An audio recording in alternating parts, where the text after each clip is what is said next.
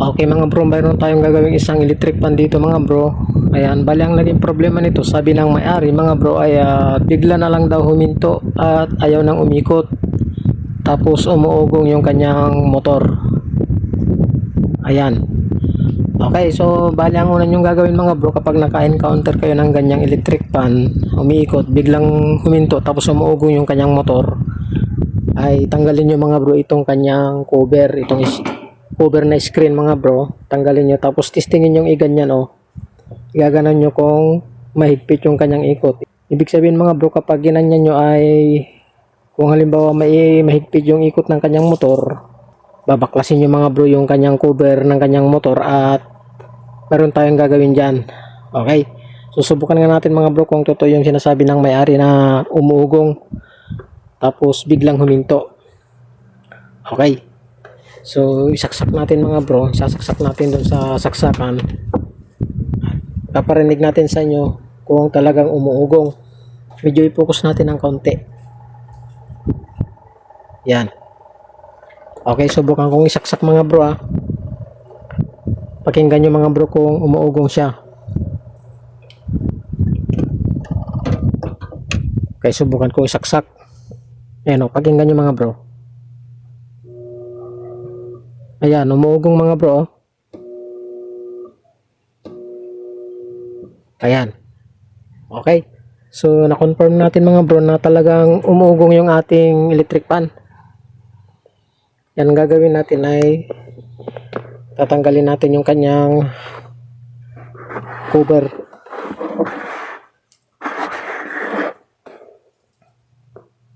Yan, tanggalin natin mga bro yung kanyang cover. Okay, bali kung mga bro, hindi pa natanggal yung kanyang silyo ito. Hindi pa nasira. Tayo pa lang yung magbubukas dito mga bro. Hindi pa siya nare-repair.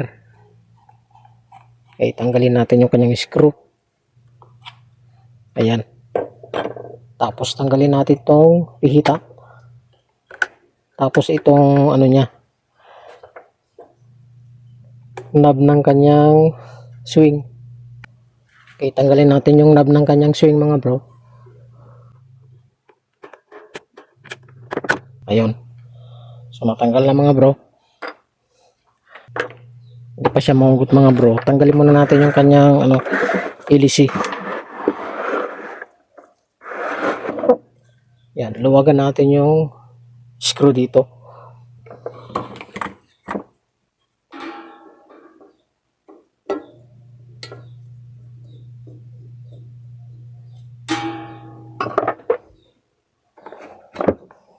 Yan. Tapos tanggalin natin tong nut niya na malaki.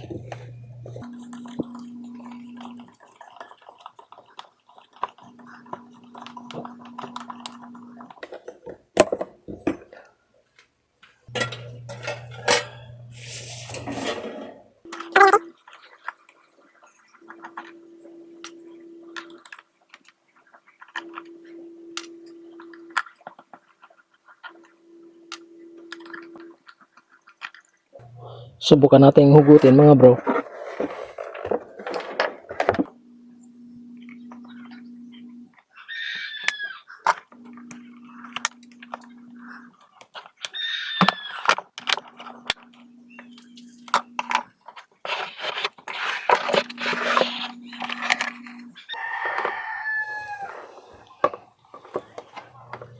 Okay, so simple lang naman ang gagawin dito mga bro. Lalagyan lang natin mga bro ng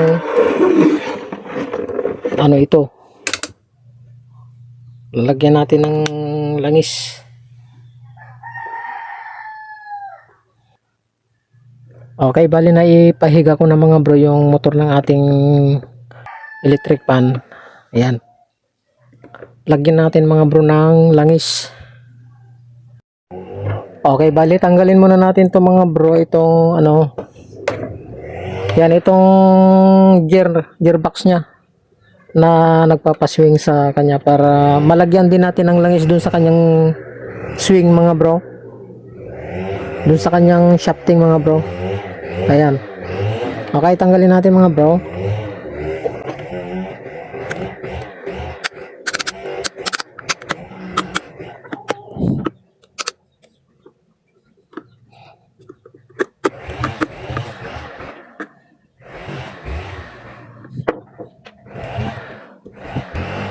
Yan, tapos tanggalin natin yung tatlong screw dito.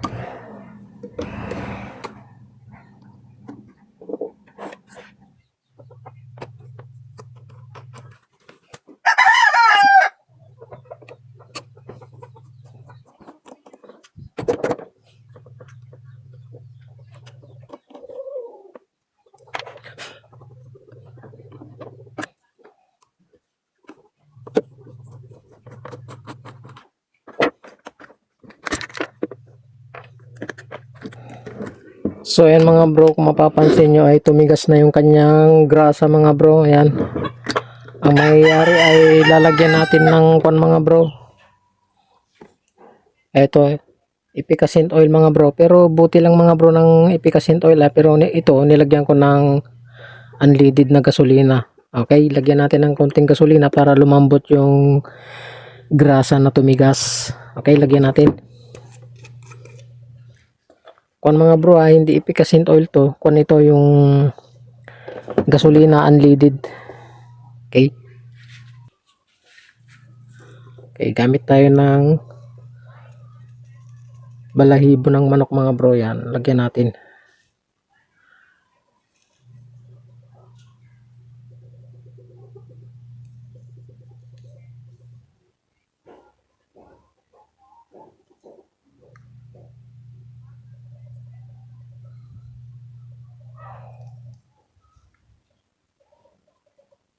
Okay.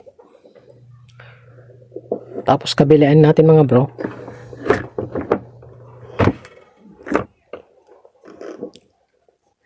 Yan. Sigurado malulusaw yung tumigas na grasa. Yan, laro-laruin natin na ganyan, oh. Okay, lagyan din natin dito sa kabila mga bro. Mas maganda siguro medyo i-boost natin ng kaunti. Para ano. Yan, mapilapan dun sa kanyang ilalim.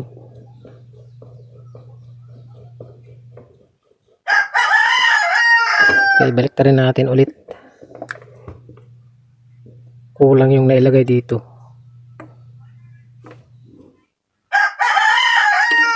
Ayun. Ayun, lumuwag mga bro. Oh. Umayos siya. Okay. Tapos mga bro ay lagyan natin ng langis. Takpan na natin tong gasolina natin.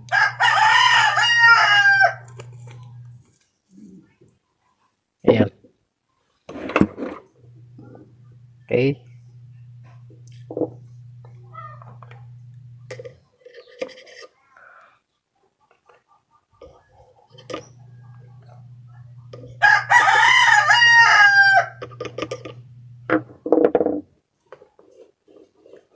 Ayun, lumuwag siya mga bro. Okay pa naman yung kanyang busing.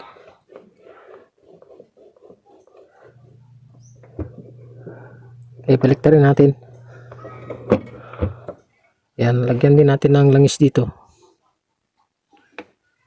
Dito banda mga bro yung ano, sa kanyang likod yung naging sanin ng kanyang pagkahigpit. Kaya ayaw umikot.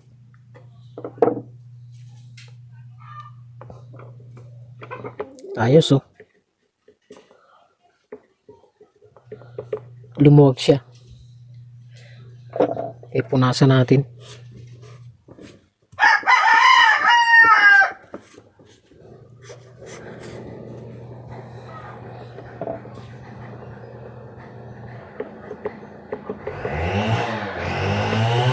Okay mga bro, dagdagan pa natin ng langis.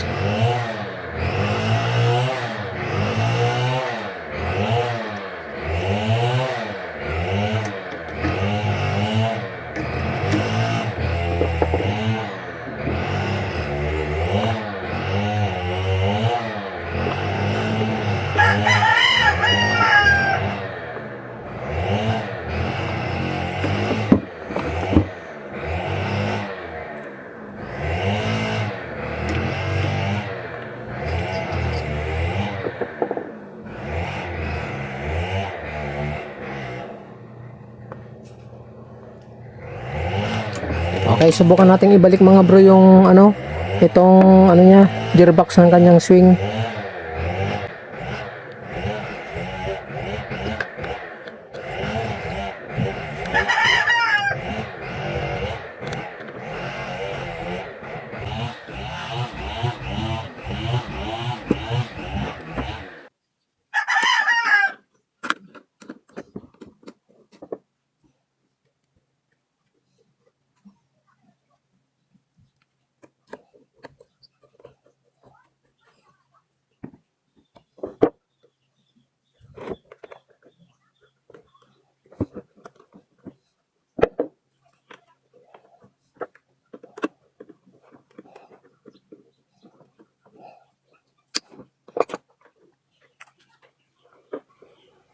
Okay. Testingin natin ngayon mga bro na ano, isaksak sa kuryente kung iikot na siya. Ayan, maluwag na oh. Okay, subukan natin. Saksak ko sa kuryente mga bro ah.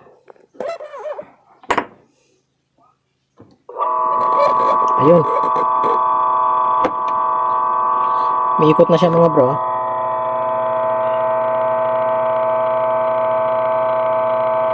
Ayan. Okay, babalik ko lang mga bro. I-update ko na lang kayo kapag na-assemble ko na mga bro. Standby lang kayo mga bro. Okay, naikabit ko na mga bro. Ayan, testingin na natin mga bro. Ayan. So, saksak natin sa kuryente. Okay, tapos switch natin. Okay, yan yung number 1 mga bro.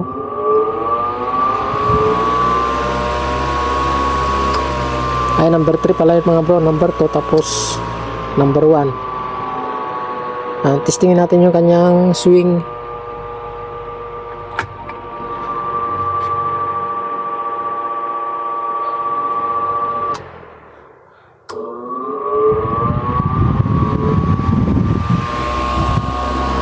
Number 3, number 2, number 1. Ayos na mga bro.